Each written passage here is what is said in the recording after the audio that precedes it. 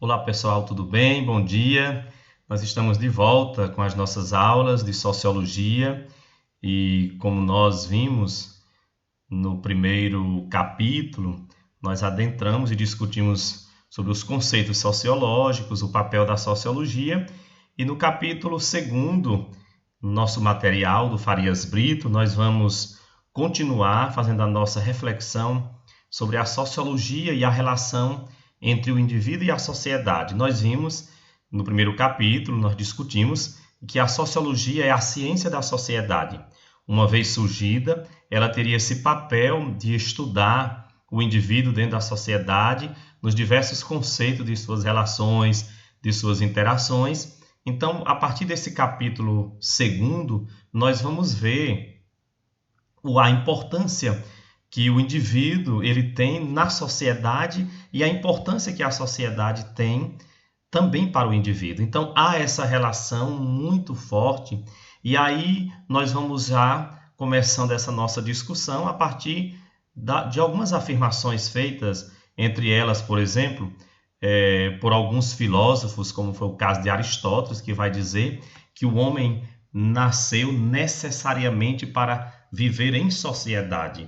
O homem é um animal político e por isso ele nasceu para viver em sociedade. E assim como Aristóteles, lá na Grécia Antiga, nós vamos ver também, dentro do contexto das ciências sociais na modernidade, que alguns teóricos se dedicaram a esse estudo profundo entre o indivíduo e sua relação direta com a sociedade. Então, o homem nasceu para viver em sociedade, pois esse modo de vida exige que nós, indivíduos, nos ajustemos aos comportamentos e valores instituídos em cada cultura e em seu momento histórico. Então vejamos que quando nós fazemos uma análise conceitual e histórica do homem dentro desse processo histórico, nós vamos ver que a relação do homem com a sociedade, ela deu-se e dá-se através de vários comportamentos estabelecidos pela própria sociedade, de inúmeros valores, e a partir disso a gente vai compreendendo que tudo isso se dá através desse contexto cultural histórico em que o homem está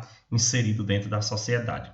Quando uma regra ou lei é transgredida dentro do contexto da vida em sociedade, a sociedade, ela aciona os diferentes meios de coerção social, que pode ir de uma simples repreensão até a privação total da liberdade. Então, vejamos que a sociedade, através de suas normas, através de suas leis e seus regulamentos, ela impõe muitas vezes aquilo que é necessário para a vida em sociedade. E se o homem está dentro da sociedade, se nós indivíduos estamos dentro dessa sociedade, é preciso que nós tomemos consciência disso, porque uma vez nós venhamos descumprir essas regras, essas leis, nós vamos sofrer o que nós chamamos de correção social, ou seja, aquilo que a sociedade ela vai, portanto, nos impor a seguir, e uma vez quebrando esse modelo, nós vamos sofrer as penalidades daquilo que ela impõe como regra de boa conduta, como regra de relacionamento e de ordem social.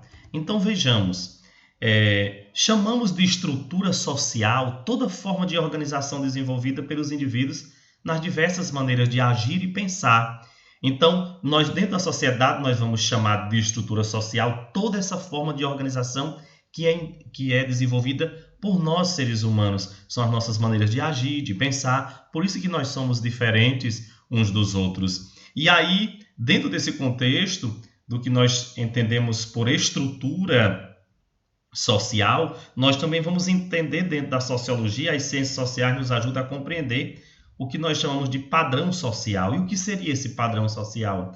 O padrão social ele é constituído, né? É toda aquela forma construída, tendo por base as escolhas feitas pelos indivíduos que levam em conta as opiniões, as crenças, né? Isto é, as ações sociais, porque as reações dos demais indivíduos, ela é sempre considerada. Então, o livro nos ajuda a compreender muito bem isso. Quando nós vamos lá para o capítulo que nós estamos em debate, nós vamos compreendendo toda essa temática trazida pelo livro, toda essa conceituação do que nós vamos entender ser padrão social e estrutura social. E aí vejam, dentro dessa perspectiva, desta relação entre indivíduo e sociedade, o nosso material também nos apresenta alguns grandes debates e alguns grandes teóricos através da sua análise da sociedade, dessa relação do indivíduo com ambas. Nós vamos entender que, ao discutir as relações entre indivíduo e sociedade, a sociologia produz 3 matrizes clássicas de resposta a essa questão, as quais podem ser simplificadas e compreendidas mediante esse esquema a seguir. A sociedade determina os indivíduos como evidencia os fatos sociais. Quando nós falamos em fatos sociais, nós lembramos de Emile Durkheim, como nós já vimos na aula anterior. A sociedade é compreendida como resultado da ação social dos indivíduos. Quando nós falamos de ação social, nós relembramos os conceitos sociológicos de Max Weber. E quando nós tratamos de sociedade, a sociedade e os indivíduos como expressões das contradições de classes, nós lembramos de Karl Marx ao tratar das classes sociais. Então vejamos, entre esses estudiosos, tantos, aqueles que vão se preocupar em analisar a relação dos indivíduos com a sociedade, nós vamos, portanto, destacar Karl Marx, como nós falamos anteriormente, Emile Durkheim, com os fatos sociais, Karl Marx com as classes sociais, Max Weber com as ações sociais, Norbert Elias com o indivíduo relacionado diretamente com a sociedade e Pierre Bourdieu também, que vai falar de uma relação do indivíduo com a sociedade, como sujeito ativo e participativo da sociedade. Então vejam, quando nós tratamos de sociedade e relação com o indivíduo, a partir de Marx, nós vamos aí analisar os indivíduos de acordo com seu contexto histórico-social. As classes a que pertence Karl Marx, ele vai centralizar toda a sua discussão, suas discussões do indivíduo na sociedade a partir do proletariado e da burguesia, né? Então, patrões e empregados e patrões. Então, há uma constante luta, ele vai dizer, de classes entre a burguesia, que são os donos do meio de produção, e o proletariado. Então, os trabalhadores, aqueles que vendem sua força de trabalho, vão ter essa relação com a burguesia. E aí a relação aí se dá de domínio e de obediência, de quem obedece e de quem lhe dá ordens. Então, para o alemão Max Weber, a sociedade existe concretamente, mas não é algo externo e acima das pessoas, e sim um conjunto das ações dos indivíduos relacionando-se. Partindo desse princípio, o indivíduo, segundo Max Weber, ele está diretamente ligado às relações da sociedade com as ações que ele pratica, né, partindo do indivíduo e de suas motivações, né? Então, o Weber ele pretende compreender a sociedade.